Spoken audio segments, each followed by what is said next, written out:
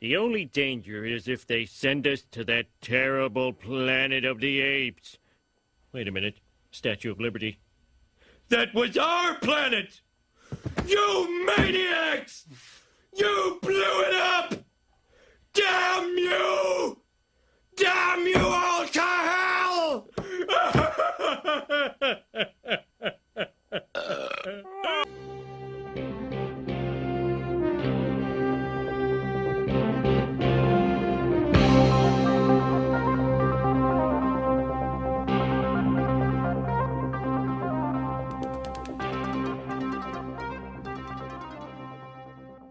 Hello, everybody, and welcome to the February installment of Pod Stallions. I am Brian, and with me in a land far away that's probably nicer weather than where I am is Jason Lindsay. Hello, everyone. And this is an episode, this is a rare occasion where we're actually following up on an episode. We do a lot of part ones. We're not big on the part twos. And recently, while I was reading the YouTube comments on our channel, somebody said, "Hey, did you guys ever do a part two to this?" And I went to the YouTube video and I looked at it, and it was 7 years old.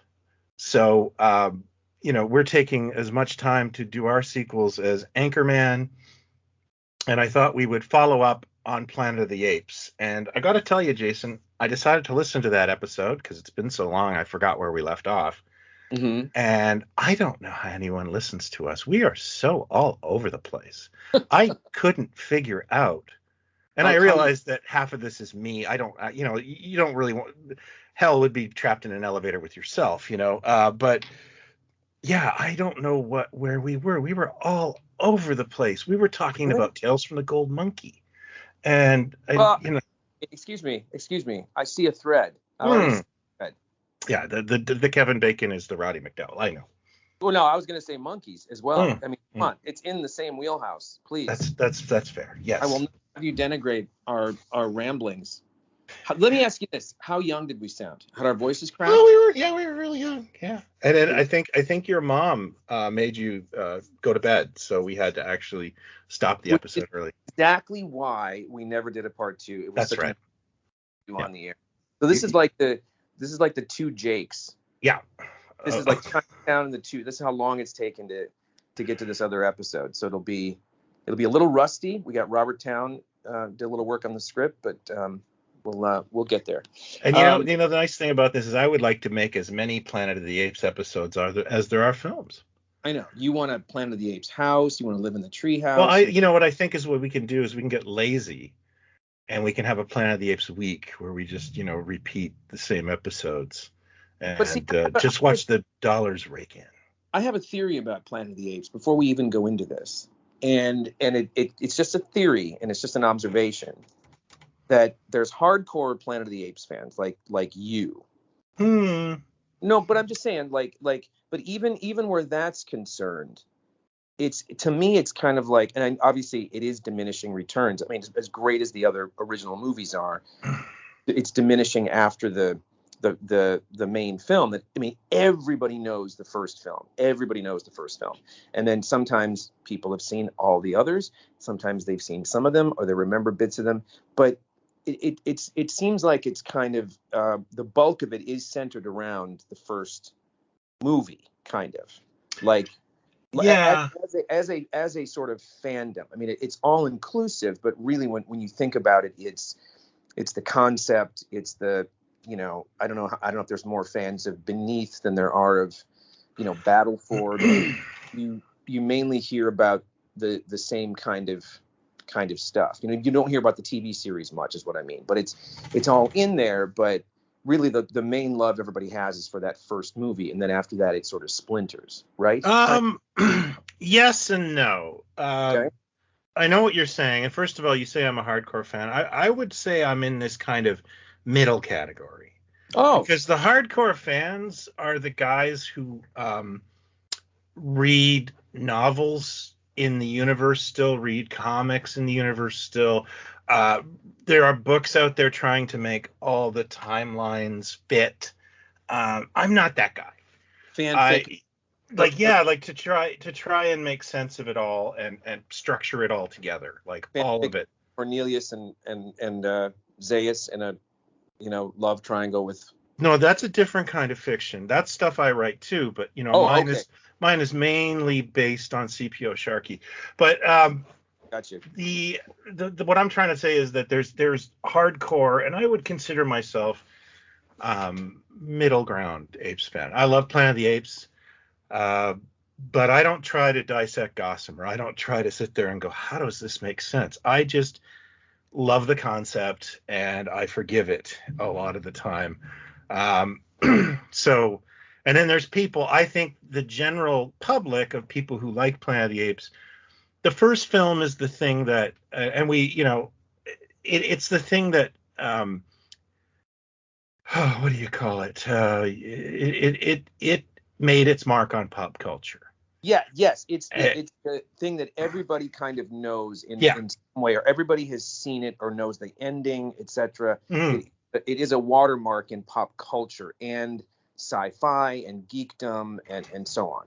Yeah, so you say it's all about the first movie. Well, the first movie was just, it led the charge. And yes, as you say, a law of diminishing returns, this is what we're going to be talking about, is the sequels. I think there was nowhere to go but down. Right. Because the film was meant as a singular film. Right. There's other stuff like that too, where you go like, you can't make another one of those, because why would you? It was never meant to be.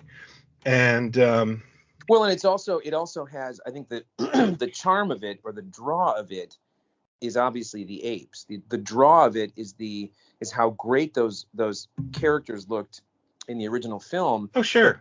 But the fascination for the audience is watching them throughout each of the films. In other words, you don't get to the third film and there's like a new type of creature, or there's a super new element that, is like the new friggin', Yoda or whatever, like something that comes along that's expanding on the only thing that changes is the situation. The situation, exactly. There's a mythology that builds, but it's not like you suddenly get to another planet, or you get to, that's with the fish people that walk around too. Right. Yeah. They didn't go it's that always way. It's the apes walking around with humans, and that freaky deaky, we're in this different kind of world that goes through the whole thing, I think. A really good example, it just made me laugh, is I was thinking about movies that are meant to just be a one and done, and there's another Heston film, another post-apocalyptic kind of Heston film, that's Soylent Green. And I don't know if you've ever seen the Saturday Night Live sketch, and I believe it's Phil Hartman. Oh, Phil Hartman. And they're talking about all the different sequels to Soylent Green, and it's so stupid, because he's like, the Soylent White, and he keeps coming, it's people, and then of course they going back to the basics with Soylent Green 2. And the ending of the sketch is Heston's going, they didn't change the recipe. and that, it's not quite as ridiculous as that, because obviously Planet of the Apes had a whole universe to explore. But it was it was originally meant as a single solitary film, a story within itself. In the same way that I was just doing an episode of my toy show there on YouTube. And why didn't black hole toys sell? Well, as opposed to Star Wars. Well, Star Wars was a universe building. The black hole was a disaster film. Here, have an action figure of a guy that died, in the film you just saw. Yeah. I would also argue that part of the problem with the black hole stuff is, and actually at Buck Rogers, same kind of thing, the beauty of Star Wars and the design team, the people that were involved, is you had so many different looking things. It wasn't just it's the three humans, and then it's all creatures and droids and all kinds of things. Yeah. And whereas Black Hole, is an older guy with a belly and a tash, who is in Marty, and the guy from Psycho, and then a good looking guy, but they're all just in sort of jumpsuits. They're street clothes people, basically, for the most part. Yeah. Yeah. You had the cool looking sentries. You had, Maximilian, I think, was the one that sold. I think the droids sold, but every kid had Vincent or especially Maximilian. Yeah. So Well, that's exactly my point. Yeah. Yeah, that was part of it too. I think it just was like nothing came along that had which is, not to bring it back to Flash Gordon in 10 minutes, but that's Wow. what was always so weird about that movie. Like when it hit as a kid going, look at all the stuff in it. Yeah, they definitely was a cast of colorful characters. Yeah, like this has got to be a toy line. You got to make stuff of this, but it was the first thing that kind of came along that looked like that. Even Superman or any of the big stuff. And so the ape stuff that it was like, Star Trek had aliens and which you couldn't find obviously the Mego stuff as a kid, but that's the variety and the colorful. Yeah, eclectic looking characters, and Apes had that in spades. But I think the first sequel, Beneath, is a very good example of how the series went, because I think they cut the budget right away.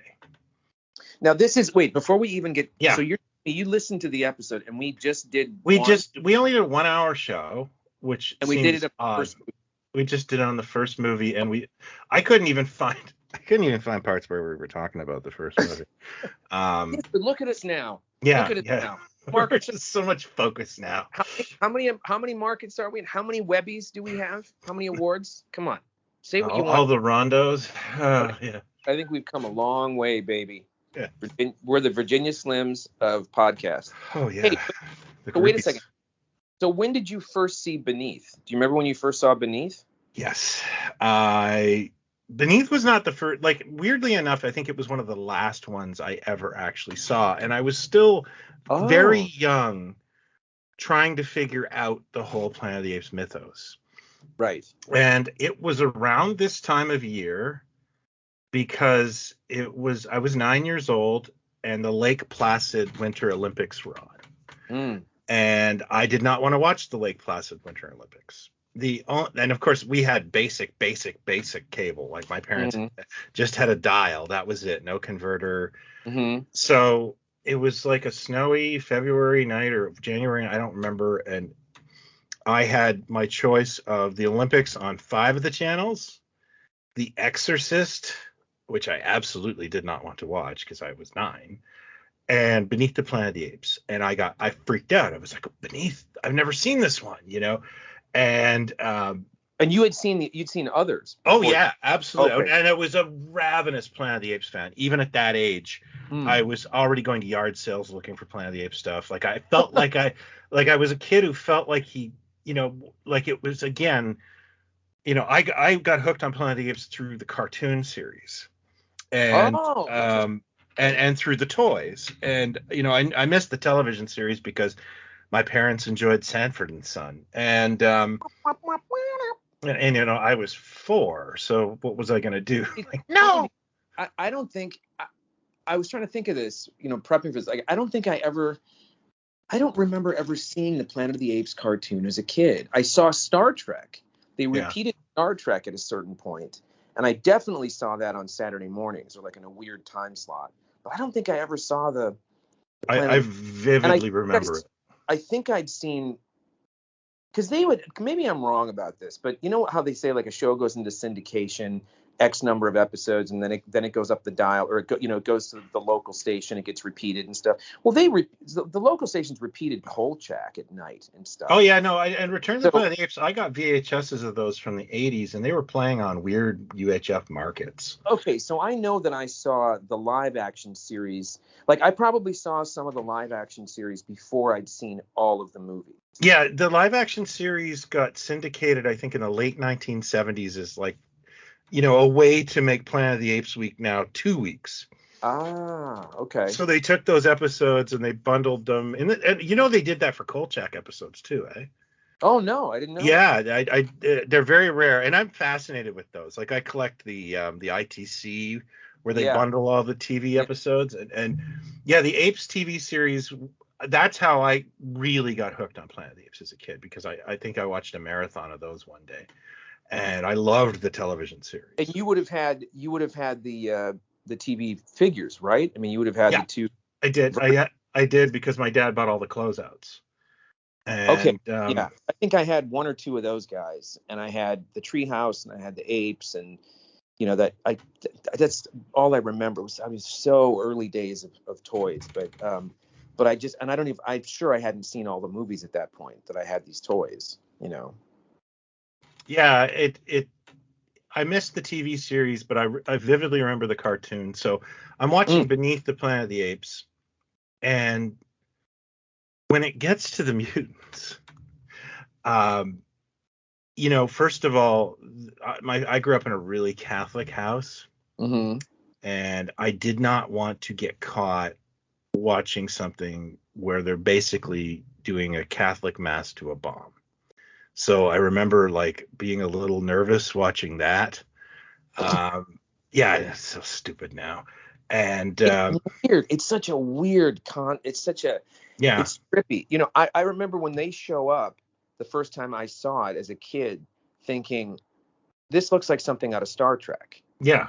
Like it just seemed like characters on another planet of Star Trek, and I was going, what's and that's Bono too. Doesn't Bono show up in it? Our boy? Victor Bono's in it. Yeah, Bono's in it. Yeah, and but hey, what wasn't he in? He was in everything we love. What was I just watching the other day? Oh, somebody in the Pod Stallions group put up that Murder Can Kill You, that parody where it's supposed to be like Kojak and Starsky and Hutch. And like Gavin McLeod's playing the Kojak and oh, that kind of rings a bell. Yeah, you talked about it, and I tried to watch it. Victor Bono is the Ironside in this. Oh, no shit. Yeah, and yeah, it's really hard to watch. For Starsky and Hutch, who are like they've got like cracked magazine names like Spoofy and Stutch or whatever, and they've got Jamie Farr and John Biner as Starsky and Hutch. Of course they did. Of course. Of course they did. Pitch Perfect, guys. And because Schneider wasn't available. They got what's his name? I think it's Rocky's brother-in-law as the Columbo, which actually he does a pretty good job. Oh, Burt Young? Yeah, Burt Young. Yeah, and that's pretty good casting for a team. That's not bad. Gavin McLeod as Kojak is kind of fun because you forget Gavin McLeod can actually act. And I forget. Oh, there's a policewoman. I can't remember who played policewoman. It's pretty hard to watch though. Like but anyway, yeah, Victor. I was just sitting there like, I can't believe he's doing this. And I can't believe he's like 11 years younger than me right here. Because he was 22 in Beneath the Planet of the Apes. You know what? He was young. But yeah, it's weird. He had a fast life, that man. He did a lot of, he did not treat his body as a temple. Let's just say that. No, sir, he did not. Temple of Doom. Yeah, Temple of Doom. Temple of the Dog. Temple. No, I'm sorry. Go ahead. So they show up and you're afraid of getting busted because I'm kind of like nervous about watching people praying to a bomb. I really don't want to like be told to turn it off or I don't even think my parents were paying attention. I don't even know what they were doing. And I'm in this dark basement too. I want to point that out too. And then they start peeling their faces off. Oy, oy, oy. And this is a grimy city TV print of the movie. It's not a very, and I don't know what it is about like grimy movies from the 70s, but it adds grime to the whole, And I just remember I did this like, right out of The Simpsons, I did this flick around, like it's like skiing. Linda Blair is the exorcist. Jesus. And I went back to Beneath the Planet of the Apes. And that movie kind of upset me as a kid. Like it's so dark. It's so dark. It's I tell you, when I think, because some of these things, what was I thinking about the other day too? I looked something up that was an early 70s thing, or I don't remember now, but it was, things were, it's the old oft-told story about Lucas. One of his reasons for doing what he did was, everything was so violent on television, and everything was it was Dirty Harry, and it was people getting killed on television, and everything was so, the kids didn't have the fairy tales anymore. Well, it's kind of true. Like a lot of the stuff that we watched was super dark. Oh yeah. I mean, and that, and I know, I mean, I would imagine that by Beneath, there were kids that were going to this maybe, or that, I mean, the toys hit what, 73, 74? 73 and 74 is when the merchandising really kicked off, and we can get into that. But I mean, basically spent about a month researching that recently. What I'm trying to figure out is like, they weren't aiming this at kids. This movie was not aimed at kids in any way. But there really wasn't any sort of, it's definitely not a kid's movie, but kids loved it. They just were really slow on the uptake of that. And they were just making at this time, I wouldn't say pot boilers, but, sequeling popular entertainment. Yeah. And what did they treat these as? Like, I know the studio kept lowering the budget, but when you think about what was going on at the time, as far as things getting sequels, I mean, of course, sequels have been going on since the beginning of, cinema. Yeah. But as far as like a something pulpy or something, genre. Well, think about it though. It's 1970, and things are really changing. But are they thinking of it in terms of like, we could have like a, like a Universal Monsters kind of thing here, where we do one every couple of years, and it's it goes somewhere else or does something? Are they because no real sci-fi things had been franchised in a way like that had. I would view them as almost like B pictures, like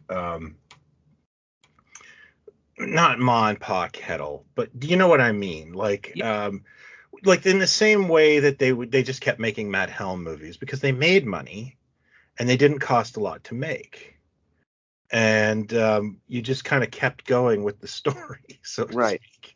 Right. I don't think that it was meant as a summer blockbuster because the summer blockbuster didn't really exist. Right. These were profitable programmers, Right. Just keep making them because they keep selling. And so it's not very artistic.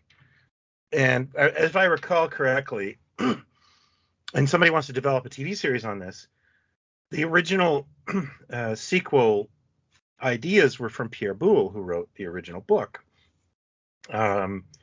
Monkey Planet. And he proposed something called Planet of the Men that saw, it sounds kind of interesting as a concept. I don't know if it worked as a film, but that saw Taylor leading a revolt of humans, I think over a period of time.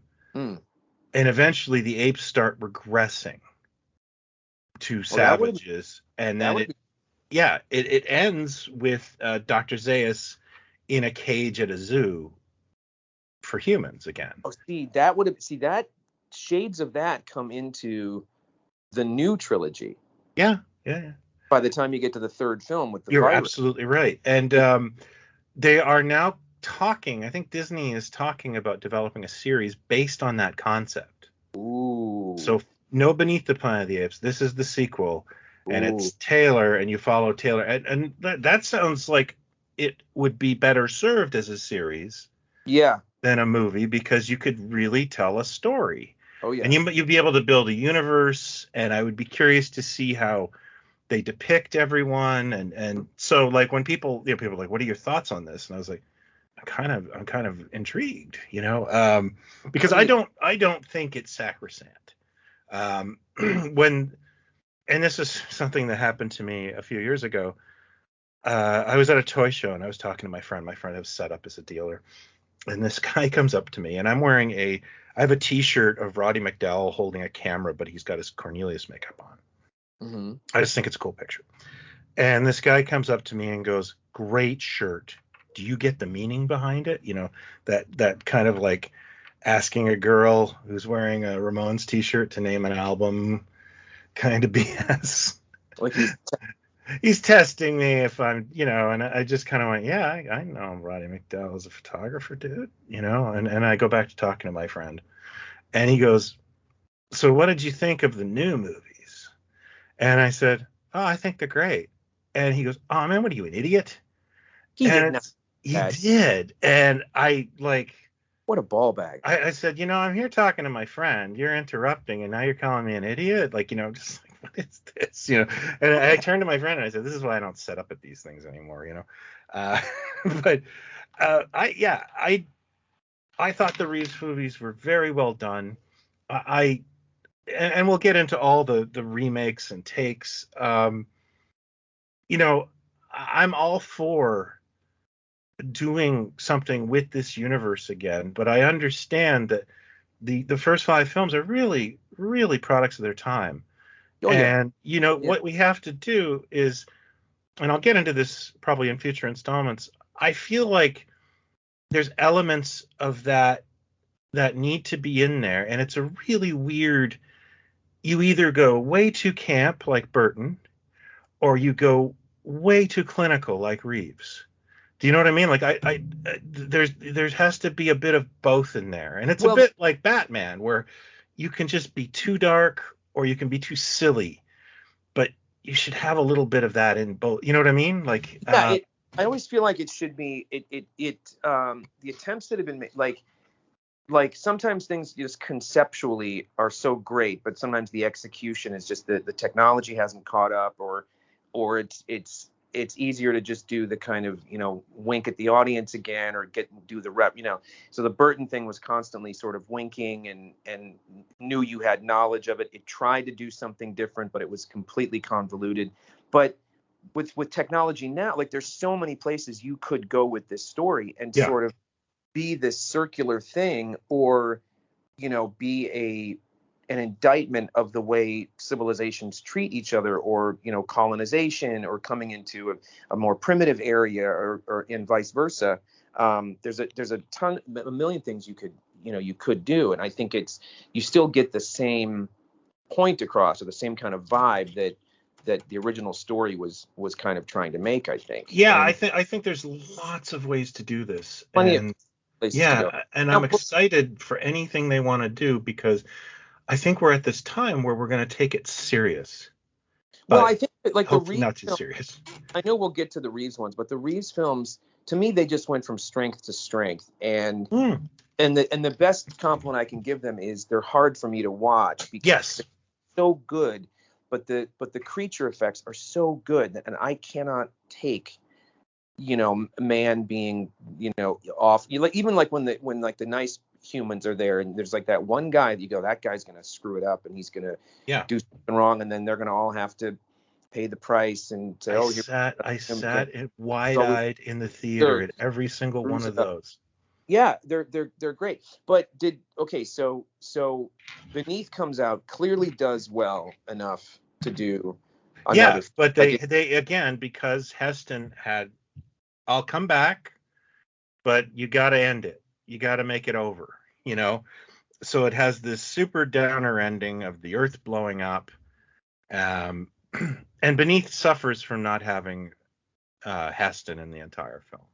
I really like James Franciscus, but it changes the narrative too much. You have to rediscover Ape City. You have to do all this stuff, and then we got a little heavy-handed with the hippies. Do you remember the ape hippies in that? In Beneath? Beneath, yeah. I remember the kid. Kid was wasn't Sal Mineo in that one, or who's the kid? You're thinking of the first one. There was Caesar or Cornelius's or Zira's nephew. Oh, pothead nephew. Yeah. No, I don't remember hippies in Beneath. Yeah, there's protesters in Beneath. Oh. In fact, the gold key beneath the Planet of the Apes comic, which is one of the first pieces of merchandise ever made, had an ape protest poster pull out. Is it? Were they making like they were bad mouthing humans or something? They didn't want the apes to go to war with the humans in the Forbidden Zone. Oh, okay, yeah, that kind of rings a bell, sort of. So yeah, because that's Franciosa, right? Tony Franciosa? No, James Franciscus. Yeah, one of those Italians. That Tony Franciosa, James Franciscus, and David Watson plays Cornelius in this one. Roddy McDowall was directing, I think, his first film, Lord Love a Duck. No, I believe it was House That Dripped Blood. Can't remember. I know Roddy looks really cool in the movie too. He's got his hair slicked back and glasses. Yeah, I always forget he's not in the second one. I always Yeah, forget that. because Cornelius basically has a cameo. Right. You know, they're not really in the film for long. But wait a minute. Don't they go to? Isn't the? Oh wait, no, shit. No, wait a minute. Hold on. I'll wait for you to get there. No. The second one, Zira and Cornelius get in the ship and they got out of there. But No, you don't. We don't see that in the second film. We see it at the top of the third one, right? Yes, and that was. Oh, you were out for popcorn. Yeah. This happened in the movie that you saw 2 years ago. Now, can you imagine doing that now in a film franchise? I can imagine certain franchises actually doing it. Okay, but let's not talk about the Fast and the Furious. Right. Because nobody's there. Nobody's like. I don't know. Maybe everyone's on their phone when they watch that crap. I don't know. But no, I meant like I meant like, you know, an actual like if Marvel did this or Right. you know to me it's the equivalent of kind of like, you know, they couldn't get a didn't they not do a sequel with Jim Carrey and what's his name for Dumb and Dumber? They did one of them as younger. They couldn't get it done, and then they did one of them as younger, and they got two other actors to play them. Yeah. It's kind of like that. Like, we couldn't do this, but we did this, and so it's like an afterthought kind of. And it's sort of, that's what, you know, they went, oh, we didn't know it was going to make money. We didn't know. We wouldn't have. What was it? Was it? Isn't Sean Connery alive in Highlander 2, even though he's dead in the first Yes. Highlander? Yeah, it's sort of like that, I guess. Yes, it's exactly like that. Exactly. Yeah. If the And check is big enough. Yes. what I was going to say is I guess what happened is they did this ending. Beneath was not critically loved, but it made a lot of money. And Fox is like, well, let's keep going. And they wrote, I think the fella doing the plotting on this was a James Bond guy. Nice connection to you. Oh yeah. Paul Dane. I think his name is Paul Dane, who was doing basically all of these scripts. And Yeah. yeah, let me just see. Yeah, he wrote Goldfinger, and The Spy Who Came In From the Cold. So, Paul Dane, I believe, wrote. Yeah, he wrote all the sequels. He wrote Beneath too. So, you know, he had to come up with something, and it's pretty fun. It is really Deus Ex Machina. You know, like somehow this ape you've never seen before. Dr. Milo, played by Sal Mineo, was in the Forbidden Zone the entire time and found a spaceship that wasn't meant to land on water, fixed it, and figured out, I can fly this. He was a prodigy. Yeah, and Cornelius and Zira just decided to go visit him at some point. And but why did they take the trip? Were they trying to get away because they thought that they knew that Armageddon was coming? Was that no. It doesn't really ever say that, or does it? I can't remember. But anyway, listen, you're the ape here. Do they when they get to modern New York or whatever it is? Do they say why they were in the ship? Yeah, Dr. Milo found it and fixed it. And actually, I'll be honest with you. I think Escape is one of the better films in the franchise. But it's my least favorite. Of all the shots in all the Ape movies and all the concepts, besides the original ending of the first film and the iconic lines that are said. Yes. The friggin' apes taking gentlemen, welcome to the United States, or welcome to planet Earth. And when they take the helmets off, that is one of the single greatest shots in the history of motion pictures. It's completely insane. And it's got a great soundtrack too. It's completely insane and campy and ridiculous, but it's iconic. It's great. It's one of my favorite things in all those movies. One of my favorite things about it too is you get a really good view of the ship. Yeah. And I remember that as a kid, and I remember watching that as a kid on the movie for the Sunday afternoon, and because I was trying to figure out how all this fit together. I remember Montalban. I think at that point I obviously knew him from Fantasy Island. Yeah. I don't think Khan had happened yet. And so I don't know if I had seen Space Seed. I probably saw it before Khan, but didn't make the connection once Wrath of Khan, came out. Yeah. I remember the Grape Juice Plus stuff. I remember just the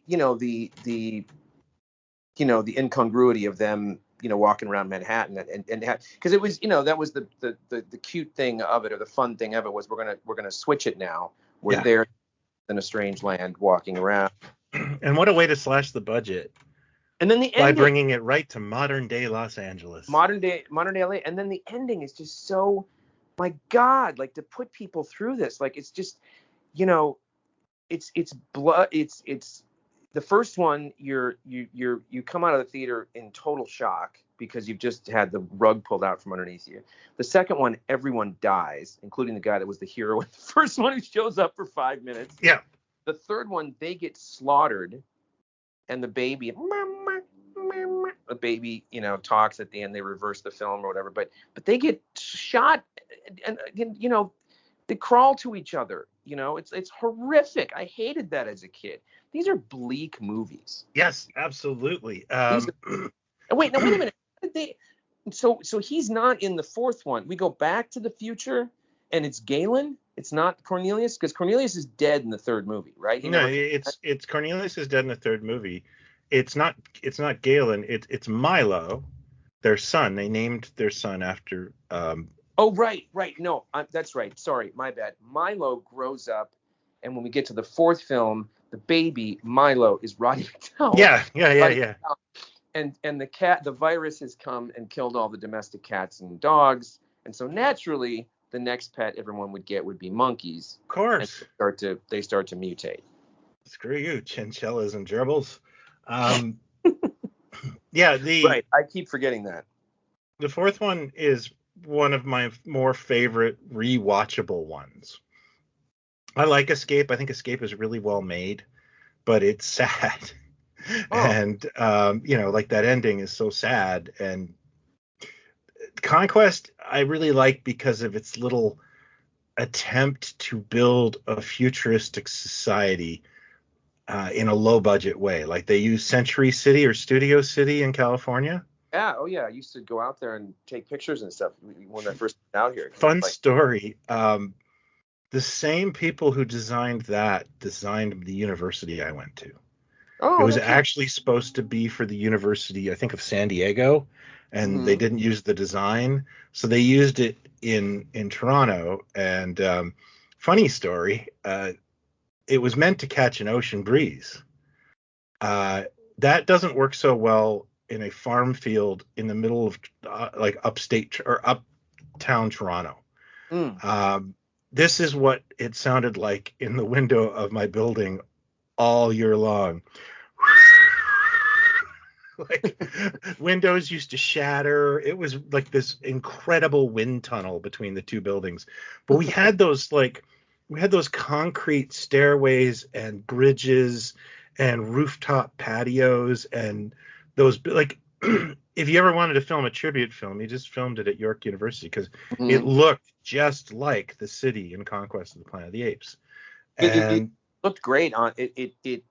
I mean, the like you say, the little futuristic sort of design things that pop into it. But the thing that kills me about it is, again, this bleakness of the abuse of the apes, and that man is this just asshole that is poor, drink or eat or do. I truly love the everyone's fashion sense at that time. Like, it's supposed to be kind of like a bleak America, right? Like, it's dictatorship, I guess. And everyone's wearing like sport coats and turtlenecks. Have you noticed that in the film? Is Montalban in that one? Yes. He's in that one. And who's the other guy? Who's the guy that sort of becomes a friend of his too? The hero. It's McDonald. Yeah. In the fourth one or just the fifth one? He's just in the fourth one. I don't know if they couldn't get him back, because it seemed like they were setting him up to be in the fourth one, because his brother is in the fifth one. Okay, so wait, does Montalban die? Yes. Jesus. Armando dies not giving up not giving up Caesar or Milo to Severn Darden, who's another kind of, speaking of like Victor Buono types. Severn Darden was like one of those guys that really got around. Yeah. Second City guy. Yeah, he didn't. It was like a New England kind of voice. That sort of. Yeah. And he was in everything. He was in, I think, Man from U.N.C.L.E. He was in everything. That guy. He made the rounds. He really did. And he's in this one, and he follows up in the sequel as well, as the same character. But Harry Rhodes was playing McDonald in this, and I've got to figure that he got into another film, or he was unavailable for Battle, because it really feels like first of all, he survived. Like, they did change the ending of Conquest. There's a darker version of Conquest of the Planet of the Apes, if you've ever checked it out. And no. Oh yeah, it's on the Blu-ray sets. The darker version is and I think they had to re-edit the ending, because at the ending of the original print, if I'm not mistaken, and it's been a little while since I read this, but the apes just like kill everybody, and they added this very tacked on speech by Roddy McDowall saying, "We'll put down our guns today," or and you can really tell it's Roddy McDowall in a recording booth somewhere, because his voice is like resonating off a wall. Like you could kind of. Yeah. It's sort of like when you're watching. Well, I used to watch a lot of American TV shows on the French channel, and people would be outside, but you could tell very, that whoever they were dubbing in like a broom closet. But the end of the book very much like rise up, and I mean it knows the sequel's coming. It knows the fifth one's coming, right? Well, yeah, even the third one left that window open, right? They stopped. You mean with the baby? Yeah. Well, yeah, because you figured, stop painting themselves in a corner. I mean, I suppose they could have ended there if it hadn't made money. I suppose they could have just been, oh look, we're planting a seed, we'll come back to someday. But exactly. Yeah. But yeah, I think Escape, by the way, was actually a big hit. Like, it revitalized the franchise because of the concept changing, and it was actually a very good film. It was, it was entertaining, and I remember Escape being something of like a peak for the franchise. Except for the slaughter at the end, and then so it's rise up at the end of the fourth one, and then you come back, and now how much time has passed from 4 to 5 that all the apes are now? Here's the thing. Around this time, and I'd say this is about 72 or 73, the first one goes on television. Like before it was like regularly in syndication. This was like a CBS movie of the week kind of thing. And this is when they started doing demographics in viewership. And it started to come to Fox's notice that, holy crap, kids are watching this. Right. Lots of kids are watching this. And that's where everything changes. Yeah. So number 5 is easily the lowest budgeted one of the franchise. It's also the most kiddified of the franchise. Still, like, when you look at it now, it's still dark and still has some real, interesting elements to it that wouldn't really fly in a kid's movie today, but it has been severely toned down in terms of the film. And also, it doesn't really make a lick of sense. All of a sudden, it's supposed to be like, I guess, like 10 years after Conquest, but it doesn't. It's, there's been a nuclear war to coincide, I guess.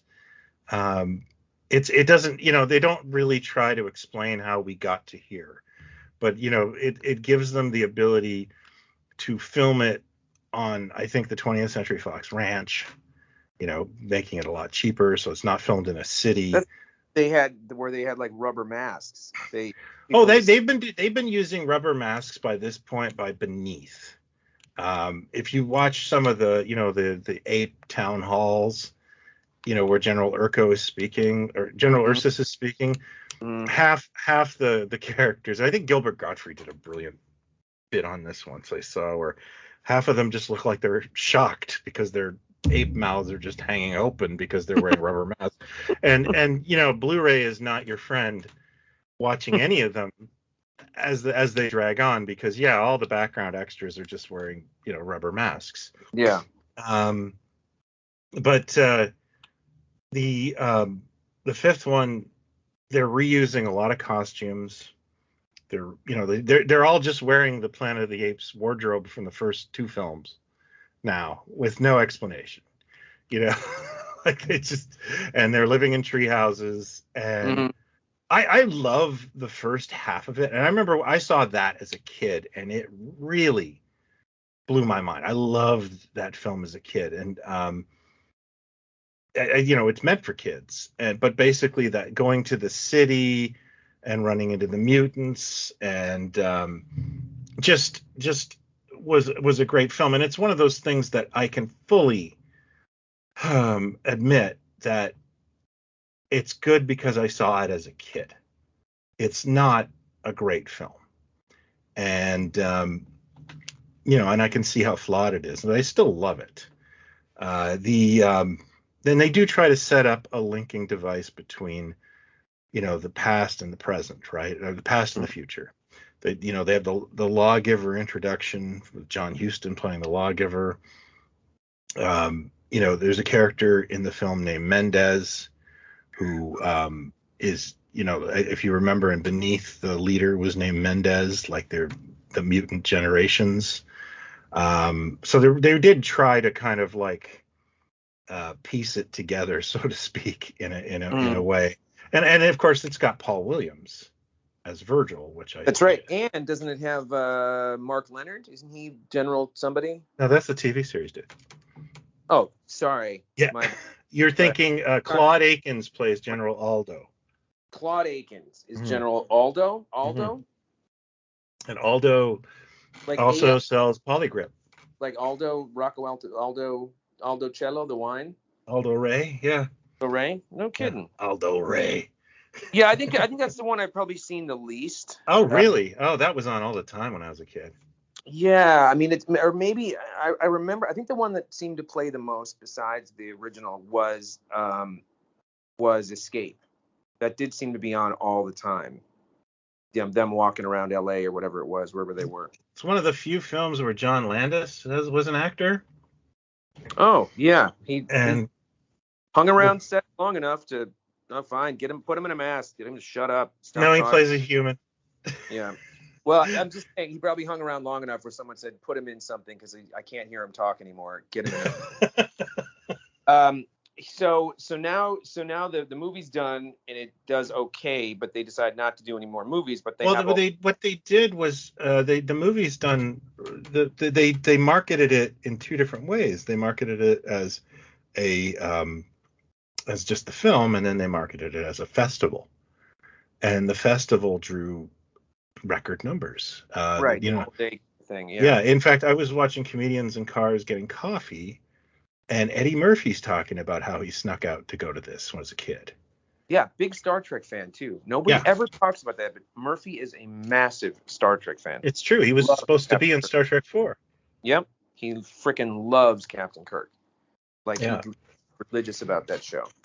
But they make a decision not to continue the film because series. they picked it up. CBS picked it up as a television series in 74. But wasn't that also they had all the sets, like they had a lot of the stuff that was there at the same locations and stuff? Like no, it was mainly done on probably Fox Ranch.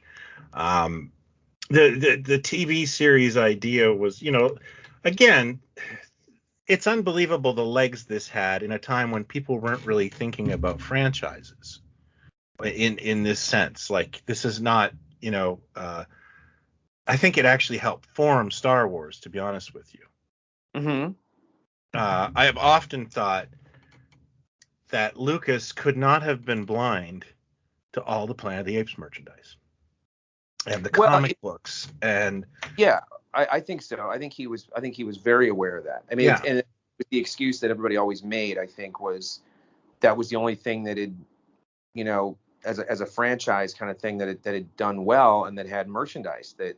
And it was weirdly handled too, because Planet of the Apes merchandising really didn't start until about late 1973, when a guy who worked at Fox named Selwyn Rosh started a company called SRS Merchandising, and he had two clients at the time, or two licenses he represented. He represented Planet of the Apes, and he represented Evel Knievel. And in 1974, those were the top two toy lines.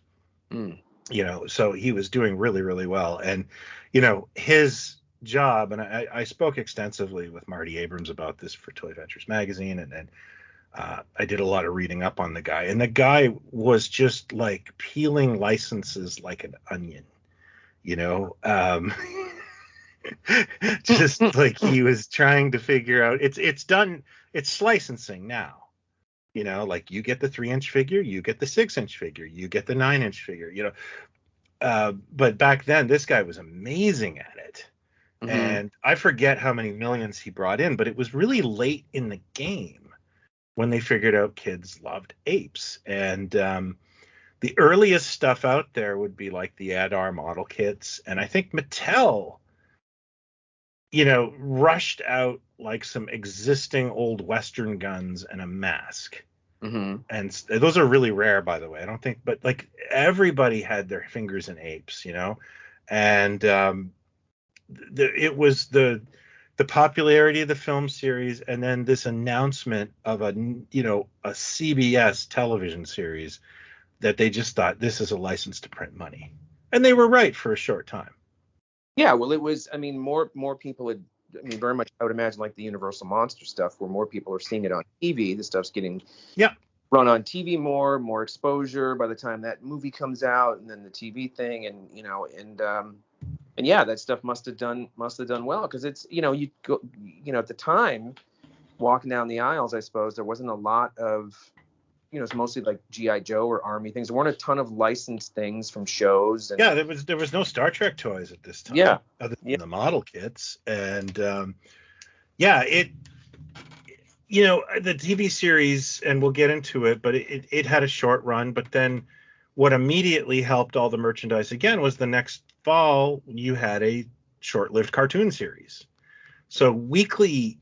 You know, and I don't think anyone was still making Planet of the Apes stuff, so that probably just kind of helped sell it all out.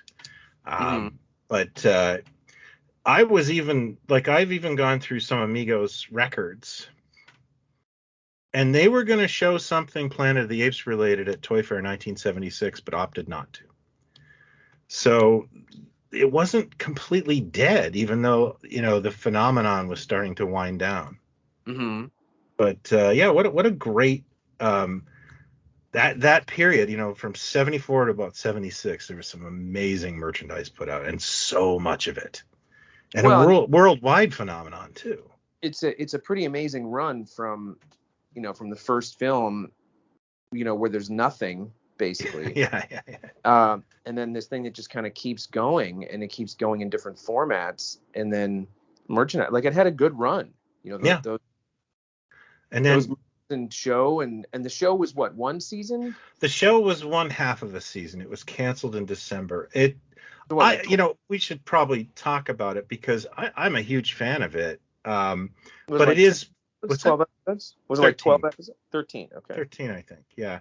Okay. Just like a lot of science fiction, it got canceled. You know, the first problem with the show is, again, it was up against Sanford and Son.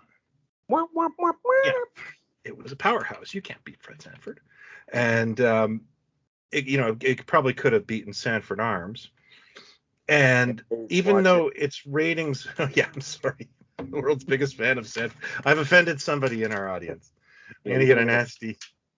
Gonna get a letter. Grady is underrated, and you, yeah. But the series was, I like it, but it does suffer from something Harlan Ellison said once in an essay, saying every TV show that's science fiction is just The Fugitive. And he's right. You've got the Incredible Hulk. It's sort of the fugitive.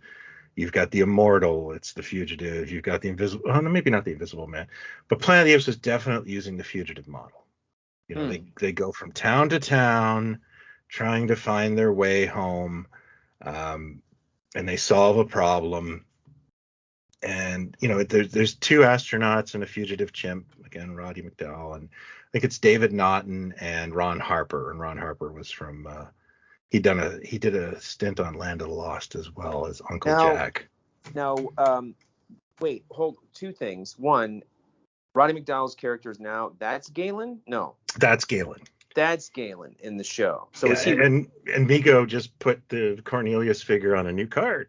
Is he related to anybody? Like, is he related to Caesar or It's never. The first thing that I do find interesting about the show is they sort of change everything up. It's Burton and Burke and another astronaut, and that astronaut dies. Same ship. They come to Earth. The humans can talk because no guest star wanted to play a mute. And there's no reference to what's come before. No, none at all. Okay. And they find all sorts of I think they find all sorts of like ideas, like all kinds of notations that humanity, it didn't end the way it did in the Apes movies. Mm-hmm. Like there's shots of the future, like the year 2400 they find in a book, and it's sort of like, oh, okay, so they're just not following the movies at all. And then you've got Dr. Zaius, but you have no Cornelius, no Zira, no General Ursus. It's General Urko, or as the main villain, played by Mark Leonard, Spock's dad. There's Mark Leonard. And your favorite, Booth Coleman. Booth Coleman, oh, bless his heart. Booth Coleman. Oh, he was a fixture down at the Shrine. He was, and I would have geeked out over. You would have moved in with him. Yeah, we would have set up and then gotten an apartment with him. Got a modest senior's apartment, rent control, hopefully. Across the street from frickin' Taco Bell. That would have been a sitcom. The dude was not only Dr. Zaius, but he was in a Kung Fu.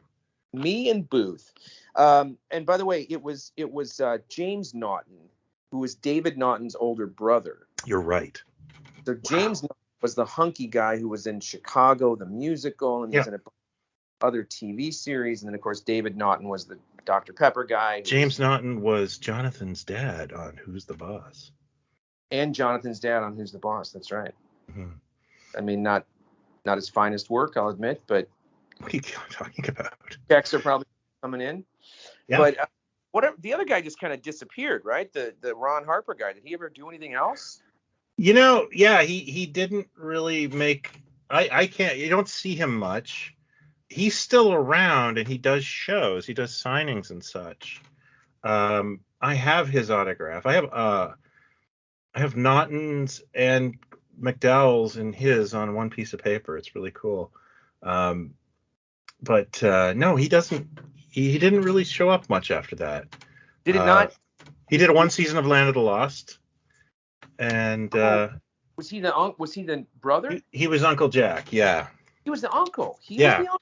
Oh, okay. Oh, that kind of makes sense now. I always find it funny when they had to refilm the starting. Ron Harper, like they just had to say Uncle Jack went looking, and when he goes down the waterfall, he just goes like like it's just not a very good convincing. I'm going, you know what I mean? Like it just.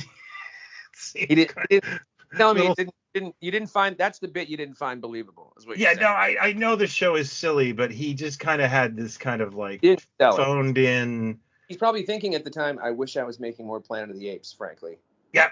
I'd rather not be in a raft with a green screen right now. He might have been sitting there thinking like, oh wow, yeah, things aren't going great. Yeah.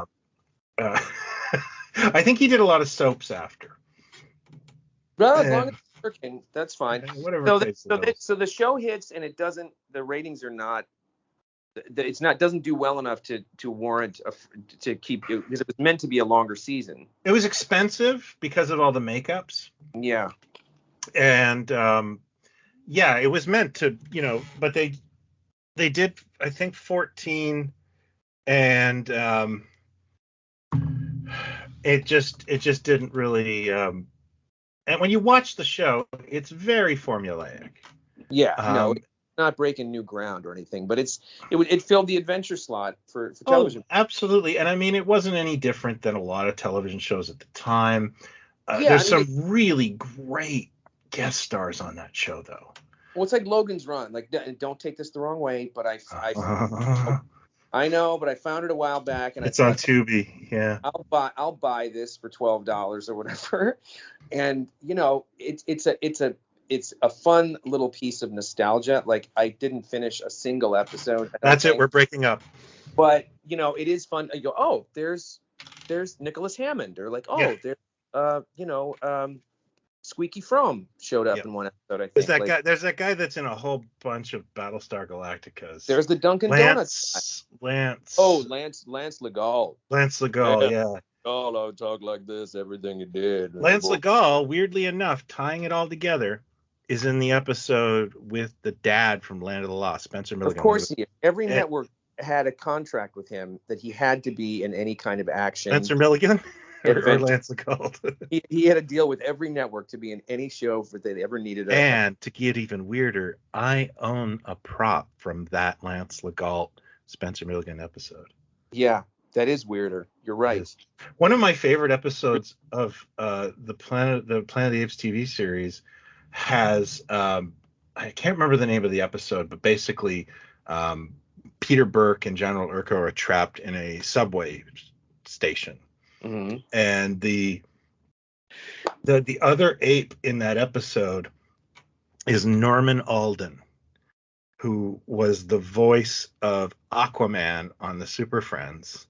Oh. And he was also Frank on Electra Woman and Dyna Girl. Oh yeah, he was he was in Ed Wood. He was in Ed Wood. Yeah, he's great in Ed Wood. He pops up in Ed Wood and you go, don't you want to shoot that again? The big guy had trouble going through the door. Don't you? Is that all you want? No, just one. We're good. We don't have a permit. Yeah. Fun. But listen to these actors in this episode, in this show, for 14 episodes, right? So you've got John Hoyt, Martin Brooks, Beverly Garland, yes, William Smith, Sandra Locke, Royal Dano, Roscoe Lee Brown, your buddy. Norman Alden, Percy Rodriguez. Percy was in everything. Yeah, it's the same thing with Logan's Run. Earl Haley. It's the same thing with Battlestar Galactica. Like these faces, like freaking Fred Astaire showed up in Battlestar Galactica. For God's sake. Like Mark Singer. It's insane, the faces. J. Robinson. I was surprised at all the faces in Logan's Run. Like I mean, Heather Menzies obviously, but she ended up. Didn't she end up marrying Gregory Harrison? Weren't they together? No, she married Robert Urich. Robert Urich, yes. Well, they're both hunky, but yeah, they were. And then just all the faces that would kind of pop up, and even in these little parts. So that was fun, but it's not a thing. Here's an actor that I love the Logan's Run show, but I understand. It is. I understand. I mean, it's like it is. There is a nostalgia for it. I get it, but you can't tell me that it's good. Well, no, it's not. No, it's totally. No, it's totally competently done. It's earnest. It's earnestly done. Nobody's there's no, you don't see the strings, and it's like it is what it is. And if you're a kid and you're watching a square TV that's your world, that you wouldn't know that it was lower budget and it didn't really have the oomph behind it. It would have been a way, even like Fantastic Voyage that you love. Like I tracked down a Region 2 DVD of that, and I watched it, and I remember watching it as a kid, like these vague memories of it. But it is the same thing. It's the same kind of, they go to a new play, something's going to happen, someone's going to get sacrificed, someone got seduced, are they going to get on the thing? That is a show that I think starts out strong and just completely runs out of gas by like, the time they're done. Some episodes are almost incomprehensibly bad. But no, it's like someone took the show Bible and said, let's just forget about this. Like we were setting something up, but let's just not reference it again and just go to different places. And characters like leave the show. Like Katie Saylor just leaves the show. And Roddy's like totally underutilized, I think, in most of that show. It's cool that he's there, but he's, it's almost like they started him off, and I liked how they started him off where he's kind of like the Dr. Smith.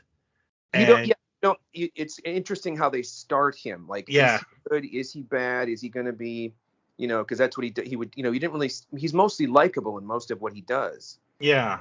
But then they don't go anywhere with that. They just kind of like that he just becomes another one of the characters. And so it's too bad.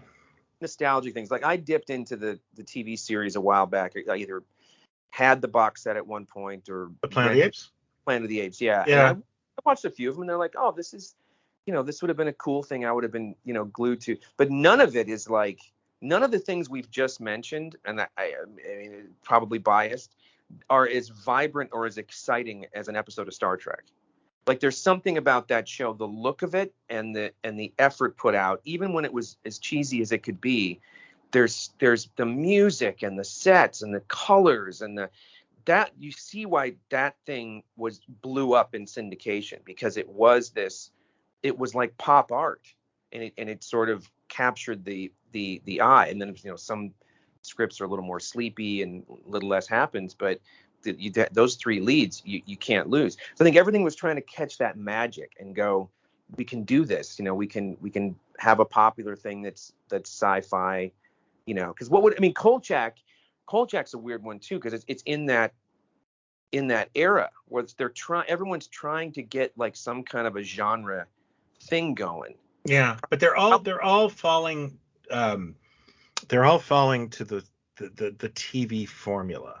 Where I think one of the reasons that sci-fi and fantasy and all this stuff is now more predominant is we're doing things like story arcs and shorter seasons. And, it's not this idea of we've got to make 26 ducats this year.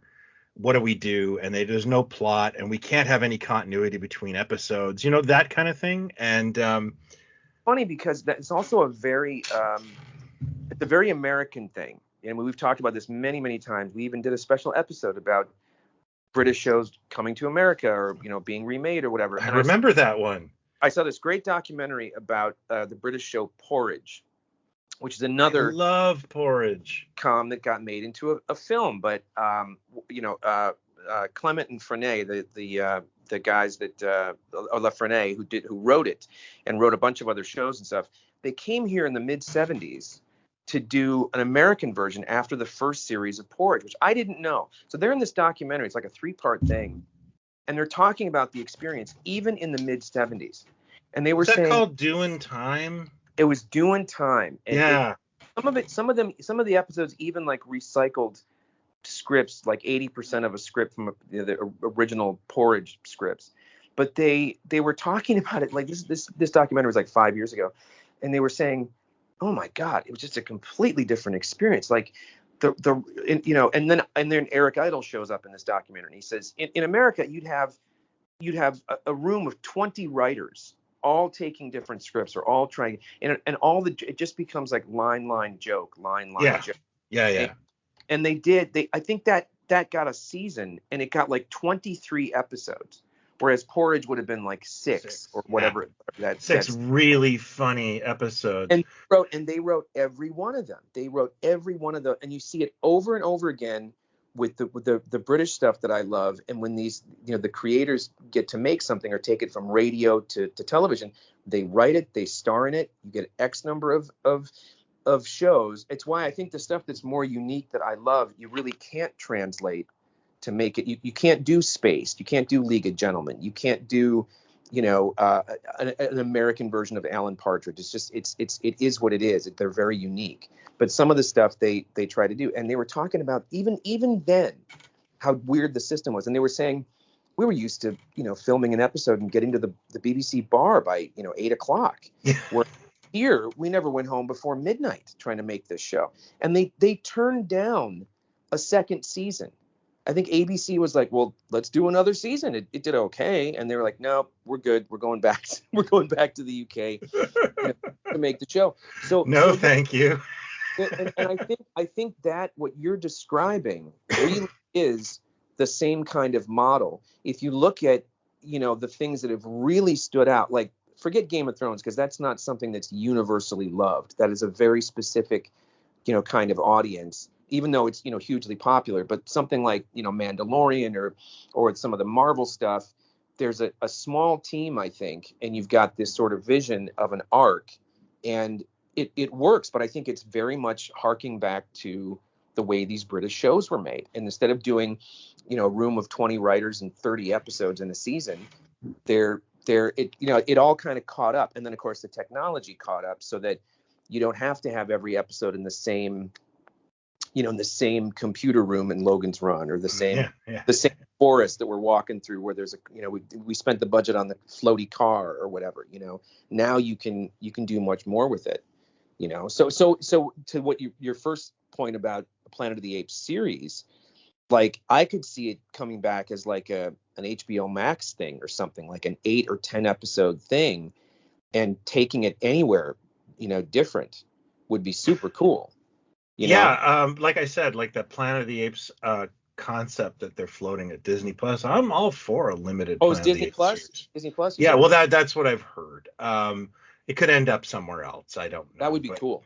I would prefer that to a movie. I would love any sort of, like, let's try something different with this. Okay, wait, let's get back here though. So the TV series hits, then the cartoon hits, or was it? Yeah, like what the TV series hits. It's only successful with children.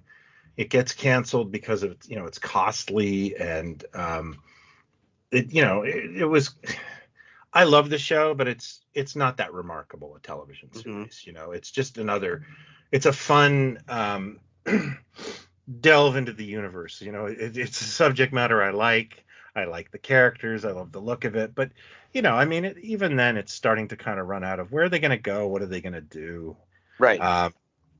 It's following the exact same pattern as Kung Fu, where he's just wandering around fixing problems. And one of the biggest jokes I can say about this show was I grew up with a guy that loved Planet of the Apes and all that stuff, and I think when we were in our 30s, the show came out on DVD, and I immediately ran out and bought it, and I watched them. And did you get the monkey head? No, I don't like stuff like that. And he said, "Hey man, can I borrow those Planet of the Apes TV shows?" I was like, "Oh yeah, sure." And he returns them about a week later, and he goes, "You know what I love about this show? Those guys are experts at everything. Like one week they're both amazing riders of horses. The next week, oh my God, they're doctors. And then the next week they're both like amazing fighters. Oh, you mean the they're gladiators, the astronauts." Yeah. And then he's like, and then a week later they're like scientists. Right? And it's like, oh yeah, that I never even noticed that. Like they're always ready. Like, Pete, we could build a battery. Yeah, let's work on it. And it's like, Jason, if you and I were in the future and we found a computer disk, do you think you and I could build a battery? I think you'd be on battery duty. I think you can build. You could build. I would keep the crowd calm. I would go out and say, he's almost done with the battery. Give him another week. He's just looking for a Radio Shack. Yeah, I would distract the crowd who's vicious because you claimed you could do it and you can't. You clearly can't. Yeah. That's what was interesting about Battlestar Galactica. That's what sets it apart, is that there was an arc. They had a set way to go over a couple of seasons, and then the network said, Wolfman Jack. It did really well. Let's get more shows. And suddenly the budget, which was like $1 million an episode, I think, they were scrambling to write scripts. And so you had these sort of movie of the week things where this was, Towering Inferno, and then this one is about something else, and then back to the main story that would keep dipping into them looking for this planet, which was very different for the time. I can't think of another show that sort of had a through line like that was going to be in the narrative. So it that was screwed up by the network wanting too much and expecting too much, and because it was so expensive, it got canceled. But it was freaking huge. The ratings were big on that show, but couldn't keep up. So the cartoon hits. Cartoon probably does okay on Saturday morning. No, actually, the cartoon. Episodes? No, I don't even know. But the cartoon, I think, is one of the more innovative ideas. And I'll explain why. The credits are great. It really suffers in the animation department. It is by Patty Freeling, who were not known for making adventure cartoons. They were more made, funny cartoons. But the thing I really like about it is, one, they kind of decided to put the apes in a more modern society, almost like the Boole books. So they have planes and jeeps and cars. They could now do it with the animation, right? Yeah, exactly. They could build a world. So that adds to the idea of it. They kept a lot of the notions of the original series, or the original movies, with, like, they have mutants and but they're building their own universe. And, there's even, like, giant monsters and volcanoes. The one that just really resonates in my mind is the volcano episode. But, it is completely its own animal. It is. Are there humans in the cartoon? I forget. Yeah. There's 3 human astronauts. And then, of course, there's, like, Nova and all those characters as well. Like, I can't quite remember. I don't think the humans can speak. Okay. But what's interesting is that the Planet of the Apes, Battle for the Planet of the Apes had a different guy playing McDonald. He playing McDonald's brother, Austin Stoker. And Austin Stoker is one of the astronauts on the cartoon. Oh, look at that. Yeah. He's Jeff, I believe. And so that's kind of a cool thing. I just want to bring up one little weird aside, because this freaked me out. I was trying to see if Paul Dane wrote all 4 of the sequels. Uh-huh. And this flashed before me. During World War II, he was stationed at Camp X in Ontario, Canada. That's where I live. You live in Camp X? I live in the town where Camp X is from. There's a big Camp X statue downtown. Oh, no kidding. Yeah, this is the birthplace of James Bond, too. No wonder you're so into this stuff. Yeah. Been preordained. Preordained, yeah. But anyway, yeah, the cartoon series, it's a slog, but I love it. And I turned my kid onto it when he was really young, and he loved it. He was obsessed with it. He loved the Star Trek, the animated series, and he loved the Planet of the Apes cartoons. Oh my God, I love the Star Trek series. Yeah. In fact, I had to get my son the Mr. Eric's Christmas. The design aesthetic for that Star Trek, and obviously the Flash Gordon cartoon. Yeah. But the way they made the job they did of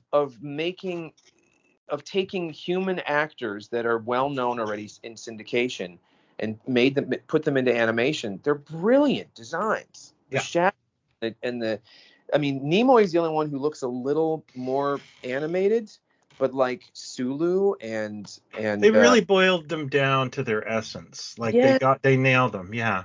They're like walking Mego figures. And a lot of people think the Mego figures are based on the cartoon. They are not. But it's just that, again, the Mego figures just nailed their likenesses to they just got them down to what you knew them for. Right. And I was talking to one of the sculptors at Mego, and he's like, yeah, you're always looking for an expression they made. Or, and a lot of these guys said they had to work with Polaroids off a TV screen. Oh, Can you? The materials they must have had to work with to come up with it. But the one thing about the cartoon that I do find problematic, and this is just me, is General Urko is voiced by replacement Fred Flintstone. Not the original Fred Flintstone, but like Henry Corden. Oh, the guy. I think Alan Reed was the original Fred Flintstone, and he died like sometime in the 70s. Didn't Henry Corden end up doing The Thing as well? Oh God, did Thought he? replacement Fred Flintstone ended up doing the Thing Ring, Do Your Thing. I think he did the Oh no, maybe, or that is maybe an thinking of the I'm thinking of abomination. the Herbie robot animated series. I think that might. Oh, weird. Henry Corden was Ookla the Mok. I didn't know that. Oh yeah, that I knew that. Also, wait a minute. He was gonna. Was he? Wait a minute. Hold on. In the TV movie, which didn't get hit until '82, the Flash Gordon TV movie that was supposedly released theatrically in Europe or something. Oh yeah, I love that movie. Okay, so Thun in that is voiced by Ted Cassidy. It was one of the last things Ted Neat. Cassidy did. In, Yeah. in the series, Thun is voiced by, I want to say, one of the Fred Flintstone guys. I Uh, could be wrong, but it it's may be not something Corden. not. No, I can't find him here. He did something else that was kind of famous. Another character that was pretty famous, and now I can't think of who it was. But so after the animated series, there must have been talk for years about somebody doing another Planet of the Apes. If there was, I really don't know. I felt like what really seemed to happen was any kind of fandom got kind of eaten alive by Star Wars. Yeah, I mean, it was always around, and people always reference it. I think it's a thing that gets handed down.